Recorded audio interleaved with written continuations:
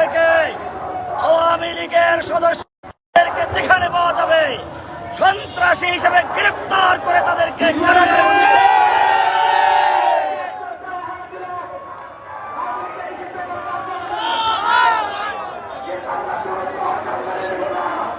আমরা আশা করি আগামী দিনের অন্তর্বর্তীকালীন সরকার দায়িত্ব হবে সরকারের ভিতরে লুকিয়ে থাকা যত আওয়ামী ফ্যাসিস্টের সদস্য রয়েছে, তাদের সমর্থক রয়েছে, যারা তাদেরকে পুনর্বাসন করতে চেয়েছে, তাদেরকেও চিহ্নিত করে অবিলম্বে গ্রেপ্তার করে কারাগারে বন্দী করে দেব।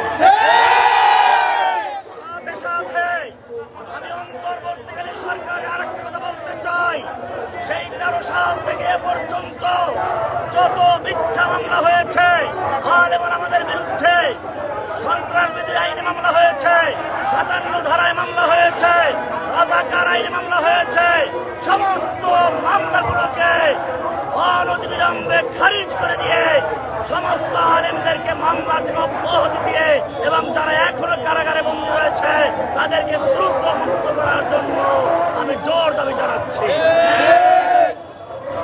আমি আরো আশা করব সামনের দিকে যেন কোন লোক, কোন দল, কোন গোষ্ঠী ফ্যাসিস্ট আওয়ামী লীগের পক্ষে দালালি করতে না পারে।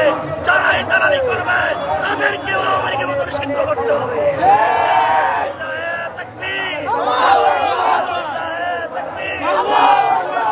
আপনার মনের কথা বলেন, আমরা শুনতে চাই, আমরা শুনতে চাই, আরো শুনতে চাই। বাংলাদেশের মানুষ